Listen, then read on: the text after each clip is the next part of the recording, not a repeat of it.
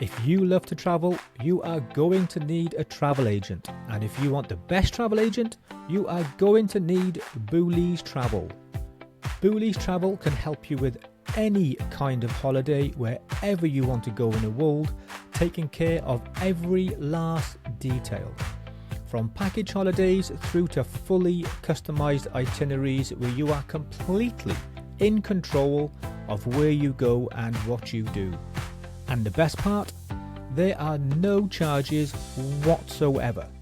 Rated excellent on Trustpilot. Start your next adventure right now by going to bouliestravel.com. Hello and thanks for joining us for our Discover Japan series with Charlie's Awe of Inside Japan. And this is part 2 of episode 2, looking at accommodation options across Japan. If you haven't already, make sure you like, follow and subscribe to follow us on our journey through Japan and beyond. So we've already touched about location of the hotels and how important it is, but how does it really kind of impact your stay when you've stayed in Tokyo, Kyoto, you're staying about the place? How important is it to get the location right? Because people today, they'll kind of go online and look at stuff, they go, oh great, yeah, it's in that place, without really knowing exactly where it is and what they're missing out on it. It is really important, I'd say, especially with certain locations, like places like Tokyo, for example. I mentioned sort of it, like Asakusa is a really great place to base yourself in your first few days, especially if it's your first time to Japan. And then like Shinjuku, Shibuya, that's where you kind of feel you've got the more energetic side of the city. So you've got the neon lights, you've got the craziness, you've got the people, you've got the the kind of controlled chaos. So it's really great to sort of like start in one place and then have another option in Tokyo, but especially since as most people going will be starting and finishing in Tokyo.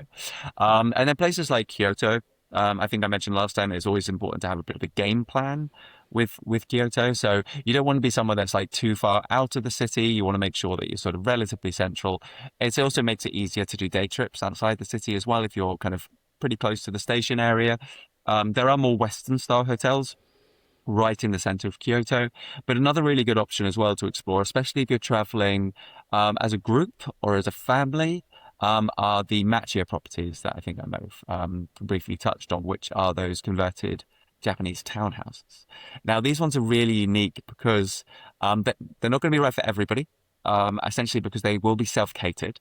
However, you will have your own little Japanese house all to yourself. And as a result, those ones are going to be away from the kind of the hotel areas of Kyoto, and you'll find them more in those residential areas. So on top of having your own small Japanese house with your own little sort of maybe Zen garden, they've got Western style rooms, they've got Japanese style rooms. You will be able to see more slices of everyday local life. Seeing those, so when you poke your head out your window, then you might see people on their way to school, on their way to work, on their way to the market, and you just get a very different, view of Kyoto than you would do if you were kind of right in the center of things outside the station. So it really depends on what you're looking for with your visit. But obviously letting Jason know about that is really important, just so that with that, we can then sort of find something that's perfect for you and your trip. Yeah, so there's so many sides to this that you just wouldn't consider when you're planning a trip. You think, right, I want to go out to Japan. I want to go and see this. I want to go and see that. I want to go to certain areas. But there's so much more that goes into making a perfect itinerary that people just won't understand. And it would massively impact the experience out there, wouldn't it? You could go to Japan, you could plan it yourself and go, yeah, great, I saw those things. But you don't know what else you're missing out on because there's so much more to experience the right way of life, isn't it? Absolutely, and it's that experience that we really want to sort of make sure that everyone's kind of getting the best of what they do. So we do have obviously really close relationships with thousands of different properties all across the country, and they'll all have their own strengths and sort of suitabilities for particular clients. There is a particular property that's basically skyrocketed to the top of my list that I'm dying to stay in, because I think I mentioned last time, or let slip last time, that I am a bit of a kind of a gaming nerd. But there's the old Nintendo offices that you can stay in Kyoto. And this isn't necessarily like a Nintendo themed hotel. It was way back in the day when Nintendo were doing trading cards, essentially, before they sort of jumped into the video game kind of world in the 80s, I believe. So it was prior to that, they were sort of doing trading cards, and they had their head offices in Kyoto. And this is kind of the building it's like very sort of its time. So sort of early 20th century architecture, sort of 1900s or so. And they've converted the office building, into a hotel. And they've got a small library with some bits of Nintendo history kind of around the area. And it's just, they've got a nice plaque on the front, which is kind of Nintendo. So it's not going to be the Nintendo experience that the Nintendo World in Universal in Osaka might be, or even the Nintendo Museum in Kyoto would be. There's not going to be like huge models of Mario everywhere, but it's a bit more understated, a bit more refined, but kind of really appeals to the nerd in me. Yeah, absolutely. So what's any of the areas that first-time visitors often overlook that would make great bases for exploring? So that's a great question as well. I mean, there was something like 47 million visitors to Japan last year, and Wow. 4 out of 5 of them, so 80% of them, only go to the top 10 destinations. So as a result, we've actually done a lot of work into undervisited areas all across Japan. So places like Nagasaki, Toyama as well, and Nagoya I immediately sort of come to mind in terms of places that have done so much work in promoting inbound tourism, but it's still relatively not on people's radars because like Nagoya is a great example because it's in between Tokyo and Kyoto. So most people just jump on the bullet train, go straight past it, and then not stop in. Luckily, our offices in Asia are actually based in that city in Nagoya, so I've been able to go quite often. And the food there is fantastic. It's got loads of kind of places that you could do day trips from, and just well worth sort of experiencing a lesser seen side of Japan. So Nagoya actually does have quite a few more traditional stays as well as those Western stays as well. But again, fewer crowds. So it's actually a really cool place to kind of stop off on your way working west across Japan, and seeing like a lot more kind of unique experiences as well, like craftsmen, different breweries as well. So that's like sake breweries or maybe even like beer breweries as well in Japan. And just seeing a sort of another side of the culture that you might miss if you're just going straight to Kyoto. That's such a great tip. And today, I think kind of sociable tourism and responsible tourism, making sure we're doing things the right way, is so important. So important, and everyone just heads to the main destinations because that's what they see on social media. Uh, Exactly. Yeah. yeah, And places like Kyoto unfortunately does suffer from over tourism. So if you're planning to go to Japan in the spring for the cherry blossoms, that's the busiest time of year to go to Japan. And Kyoto is basically a non-negotiable must visit for so many people. And of course, for the right reasons as well. It is an amazing city that's got so much history. It's the old capital of Japan, and walking down the streets of Gion, the old geisha district, is phenomenal. But um, kind of going during the busiest time, you will be met by huge crowds. So depending on what you wanted to see in Kyoto, there's other options with fewer crowds that are desperate to have you come and stay, and so they can show you around and see something really unique that, like I said, 4 out of 5 people will miss. yes, yeah, absolutely. So, how do you recommend travelers decide between traditional and more modern styles? And is it a mix of both? And kind of I what would drives that? absolutely do a mix of both as well.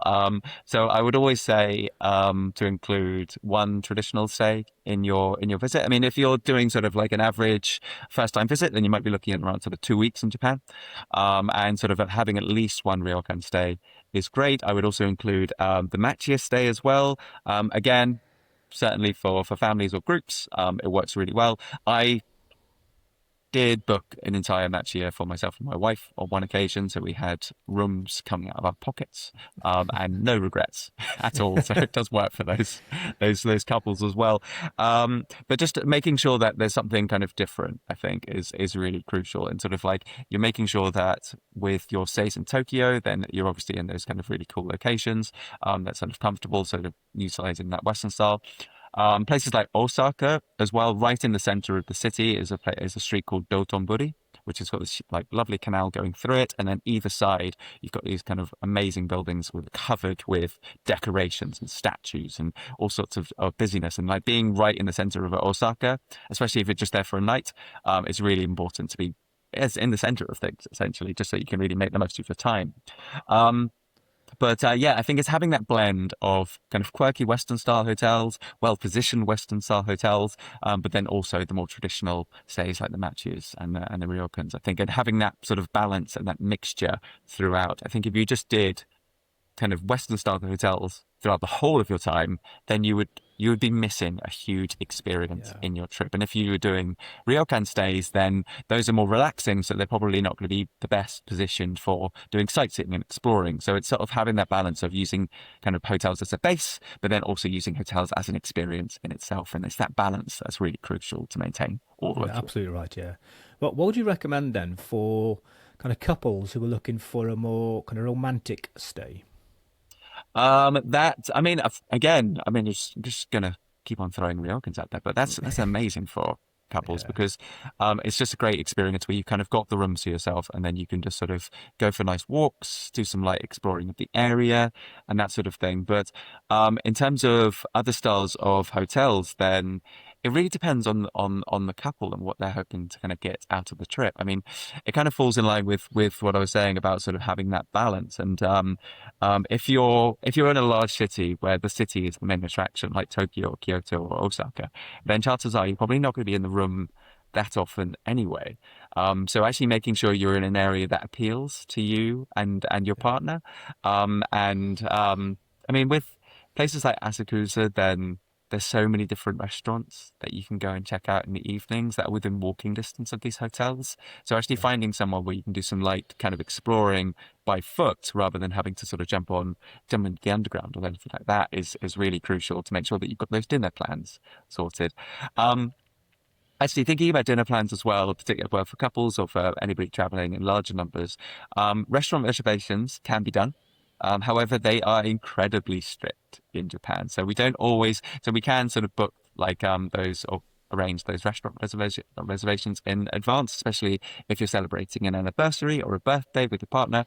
However, for the most part, then I would probably try and avoid doing too many restaurant reservations, largely because it takes the flexibility out of your adventure. So you Yeah. do with restaurant reservations, you need to be there and you need to be present. Otherwise, you probably will be charged the 100% of the meal costs anyway if you're slightly late. So sort of Oh do need well. to kind of keep to those times. But if you don't have the restaurant reservations and you're just traveling with yourself and your partner, then usually you can do a bit of exploring, find out what you're in the mood for, and then just pop into somewhere and still have the most amazing meal without having to kind of clock watch too much as well. Yeah. But we're going to cover food off in great detail in Certainly our will. next one, won't we? So we're going to Yep. make sure. So stay tuned for that one coming up next on episode 3. So just going back to where we were on Rokans, Oh. talking about couples. How private is it? Because there's really thin walls and they slide open. How's that work out? So yeah, the thin sliding walls they are thin, but I mean every time I've gone to a ryokan, then the room positioning has just created still a sense of privacy that Okay. I've had. So I haven't been sort of like interrupted by too much noise. Obviously, the staff are really sort of conscious of being as silent as possible, especially in those guest quarters. So that I've always felt that there's a strong element of privacy. Thinking about I guess the bathing situation as well, particularly if you're traveling as a couple, then all of the baths will be separated by gender. So the men will go into one and the women will go into another. But if you're traveling as a couple and you would like to have that experience together, then you can, for the most part, have private baths that you can book and then utilize as well. So if you'd like to kind of enjoy that time together, then you can have that private experience and go in that way. And similarly, if you're traveling as a family and you like to have kind of like that private bathing experience, you can do that too. So you don't necessarily need to go into the communal baths. I mean, for the more adventurous, then I would say don't pass that up because it is quite an experience, especially if you're going after dinner in these areas, because that is the busiest time. So you will see so many Japanese people having their baths at that time. So it's quite an experience, sort of like sitting down next to like a father and son, sort of in one area, and like these are like OG sons, these like older gentlemen that have basically gone to that bath at that time for the last in the same way for the last 50 years. So actually sharing that experience with people from Japan is really cool. So I would say Yeah. don't pass that up Okay. if you can. Yeah. Sounds good. So we're going to move on to a few kind of practical and value tips now. Okay. Because obviously Japan, it has a reputation of being quite expensive. Kind of what should travelers know about the range of price points available, and is it possible to do it really cost effectively? Is it a false economy? What's your whole kind of So advice? I would say, I mean, in terms of prices, then Japan isn't the cheapest destination. So with if you're looking for sort of 2 weeks and you're looking for maybe sort of 3-star accommodation, sort of across the board, you might be still looking at around sort of £2,000-3,000 per person for the ground arrangements. With 4-star level, then it does rock it up quite a bit. You might be looking at more sort of 6,000-7,000 per person for the ground arrangements for 2 weeks. 5-star, that's where it sort of it goes a bit into overdrive. So you might be looking more along the lines of sort of 12,000-13,000 for 5-star exclusively. However, mixing and matching is 100% possible, especially if you're going to stay somewhere where the accommodation is the experience rather than the destination.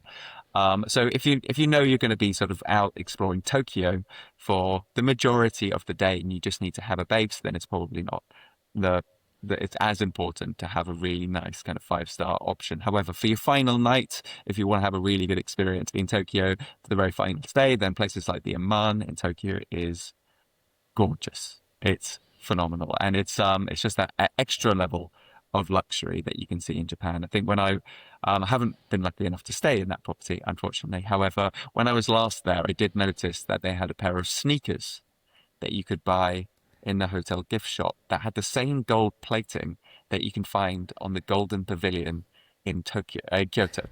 So it's the same gold plating, but all over these sneakers. I didn't see the price tag. It was one of those pair of sneakers that didn't have a price tag on it. So Yeah. I can't imagine what it would have cost there. If you But it was actually very can't cool to afford it. kind of see that level of kind of luxury as well, which is really nice. I would say as well, if you're looking to kind of like balance out, so sort of maybe doing a mixture of 3-star, 4-star, and maybe the occasional 5-star all within one trip, then sort of saving the more kind of luxury options for your ryokan stay, because in terms of the majority of them will be half board. So you'll have sort of breakfast there, you'll have dinner there, and just the quality of the food and also the quality of the baths and the room, all kind of speak for themselves, and it's an experience that you can't get outside of Japan. So maybe saving your pennies for these ryokan stays is a really good option. Yeah.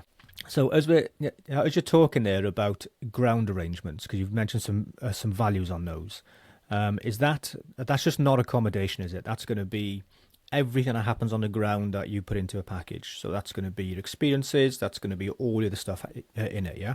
Or is that Absolutely, just yeah. So the yeah? package will be essentially the lion's share of arrangements. So everything that, if you've gone kind of on a trip, where you've maybe planned a lot of it yourself, like just think about that, but then just take out all of the stress, because that's something that we're there to help out with. So that can be everything from as soon as you arrive into Tokyo, then making sure that you've got your airport transfer taking you to your first hotel. That'll be all of your accommodations that are perfectly suited to you and your traveling partners, and also those experiences as well, those hands-on cultural experiences that sort of match essentially what you're doing and which accommodations you're staying in as well. So, for example, if you're in Osaka and you've got a nice kind of like a good 3-star, great location hotel in the middle of the city, that'll be the time to include maybe a food tour, because you'll be outside of the hotel, you're using it as a base. So you'll be exploring the city, so doing a food tour there. However, doing a food tour when you're doing a ryokan stay and pulling you away from that experience isn't something that we want to do. So it's making Yeah. sure that the pacing and the timing and and placement of those experience and those transfers is really crucial. And also making sure that you're not spending too long going from one accommodation to the next. So if you're looking at the map and you're like, right, we're going to work our way from Tokyo all the way down to Hiroshima, stopping off in places along the way. Final night of Hiroshima, final day, we will basically go from Hiroshima all the way back to Tokyo on the bullet train, which can be done, but you'll be spending the lion's share of that day on the train. So it's making sure that you've got those particular points where you're only spending a few hours each time you're traveling, and making sure that you've got the most time in these places. So it's sort of doing that nice kind of figure of eight, stopping off in those key places, and also making sure that the accommodation is suitable for that leg of the journey. So if you need a bit of relaxing, making sure that's catered for. If it's time to do some more sort of like knuckling down and do some more exploring, and as part of your cultural adventure, then that's catered for too. So leave all that work to to us. Yeah, absolutely. So just for our listeners, experiences, which we're going to be covering off in detail, is going to be in episode 4, so just after food. So budget is kind of quite important. And we mentioned price, so we'll just talk about the budget for a little bit. I suppose from my perspective, people are often reserved to try and not give you a budget when you're talking to them. If they kind of want to hold it back, but it's really, really important from a planning perspective to understand what people are thinking of and what their price point really is, because everybody wants to get everything for the best they can. Of course they do. They want to be able to maximize life and do everything else with it. But travel, especially to Japan, is definitely about the experiences. And it's about accepting that you are going to spend this money. So let's be upfront and clear about how much you want to spend, how much you can spend. You know, what's your comfortable price point that you're happy to spend, and just be clear about it. If you put that on the outset, then we can build the whole itinerary around what your genuine budget is. If you're unrealistic with it, and if you come in too low, because some people like to think they'll drive a bargain and they're going to put a price point low, you don't affect the price, because the price is the price. But what it means is that you cut out on so much of the experience. So you might make this really low price point that you wanted to go for, but actually you've missed out on so many things that you really wanted to do. So price point honesty, I think, is really important with a big trip like this. Absolutely, and I think it's really important, I guess, to not say, oh, this is a really cheap trip to Japan, or this is a really expensive trip to Japan. It's not really about that, because it's not sort of like you're getting too many bargains in Japan, or like you said, Jason, the price is the price. So it's really about value over the concept of being expensive or cheap. So kind of knowing what you're comfortable in paying, and then sort of like having a chat, and then finding out what that would translate as in terms of your experience. So if you're coming in with like this amount of budget, then this is the experience that you can have. If you're coming in with a bit more, then this is what we can potentially add to it to make sure that it's kind of elevated with in mind. And then if you're sort of somewhere in between, then sort of actually doing a mix and match to kind of bring the price point down in certain places. So like having, you know, those 5-star experiences for those really special moments, or 4-star experience even, and then sort of having 3-star more moderate options to kind of balance out is something that's really common in terms of sort of like finding that balance where you're comfortable with it, but also not negatively impacting your experience and the value that a trip like this can really provide. You are traveling. If you're traveling direct from London, then it is a 14-hour direct flight. You might be spending sort of 2 weeks kind of on the ground. So it is this huge kind of point of sort of like making sure that you're making the most of this incredible experience in this most amazing destination, and you're really sort of bringing it to life in the best way you can, because for most people it is a once in a lifetime opportunity. So you really want to make sure that you're having the best experience possible in terms of the day-to-day expenses when you're traveling in Japan. Then kind of actually going out for meals is still actually quite affordable as well. So I mean, I went to a Kaiten Sushi, and we will talk about food in the next episode, so I won't touch on this too much. But I ate 15 plates of sushi, and it cost me like £14, something like that. Oh, wow. So it can be good. really affordable, kind of going to certain locations in Japan in terms of like the day to day. It's just kind of like the everything else that sort of does have that price point attached to it. Yeah, and that's why it's really important to be honest about that price point up front as well, because you can build in those better places to go to maximize the money at the same point in time, where you wouldn't necessarily know all those things until you've been there. Exactly. But I can think nothing worse, really. You are planning this trip for such a long time. You really want to go out to Japan. You really want to experience it. And then because maybe you're trying to be a bit too reserved on something, you just missed out experiences, and you don't find out until you're back, and then that's gone. Your chance is gone, and you're never going to get that chance back again. Exactly. So yeah, it's kind of that's hit the nail on the head. It's really making sure that you're making the very most of your time there, and just making it into that memory that's going to last you for the rest of your life, really. So you don't want to sort of come back and be like, I saved a few bob here and there, but I also missed out on the oldest chicken skewer place in Kyoto that's been running for hundreds of years, because that's an opportunity, like you say, that's gone.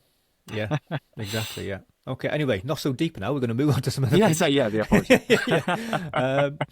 So kind of particular times and seasons when accommodation is harder to secure, and you spoke earlier, 45 million Yeah, tourists into 47 Japan. million Oh, last year. 47, Yeah, sorry, 47 million. 47 million. That's a lot of people.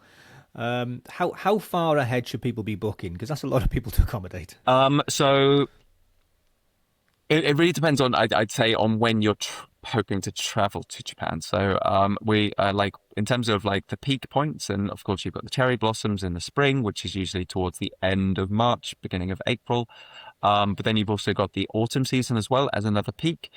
So that would be more sort of towards the end of October into November time. That's kind of a bit of peak season. You do have off seasons as well, so that'd be like mostly in the summer and in the winter as well. So if you are planning to travel in the peak seasons, then book as soon as you can. Usually we're able to kind of secure bookings around sort of 12 months ahead of time. So if you've got about a kind of a year run-up time, then that's a really good window to start looking into those peak points.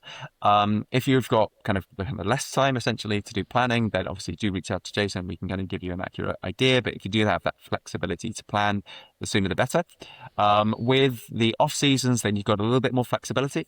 So if you're planning to go in the summer, then maybe sort of a 6-month run-up window should be fine. But it is, 47 million last year. It is a really popular destination. So it's sort of like as soon as you know that you'll be wanting to go to Japan, that's the time to kind of get things sorted. And then if you get basically like a proposal, like an itinerary from Jason, it's best to kind of secure that. If you love all of the accommodations listed, it's best to secure that as quickly as possible, because we're unable to hold those accommodation types while it's just in that stage. So if you want to secure those properties and get those locked in for your amazing trip, it's best to be pretty prompt about that, largely. Yeah, it's quite surprising, and I think people forget, because I'll get a quotation come out on paper, and it will have everything listed out, and you think, okay, right, so that's going to be there in 3 weeks' time or 4 weeks' time. Whilst I think about this, I'm going to think about the price and stuff. But it changes so fast, and what's available today is not guaranteed at all. No, it does. I mean, yeah, no, I don't like to kind of use this word, but I mean, peak season in Japan, it does book out. It's like Japan is full. Yeah, absolutely. Awesome. Okay. So thanks for listening today, everybody. That is Japan and accommodation. And that's a really good insight as to different types of accommodation. And hopefully you found that really helpful. If you have, make sure that you like, subscribe, and follow, because we have more episodes to come out. As we mentioned earlier, we're going to have next is going to be food, which I can't wait for. That's just going to be amazing. We're going to have experiences in Japan after that. We're then going to go episode 5 is going to be focusing on the different seasons in Japan, because yes, cherry blossoms is a big one, but there's so much more to Japan than just cherry blossoms. And we're then going to look at kind of people who want to go back again and revisits, and also small group tours and how to make the best of those. So that's what's coming up, still to come. So make sure you like and follow for more. Charlie, thank you very much for joining us again today. You've been really insightful, as you always are. I do appreciate it. Absolute pleasure. Thank you so much for having me, Jason. Fantastic. And we're going to be catching up again very soon. Absolutely. For now, everybody, Looking forward to it. thanks a lot for following. Bye for now.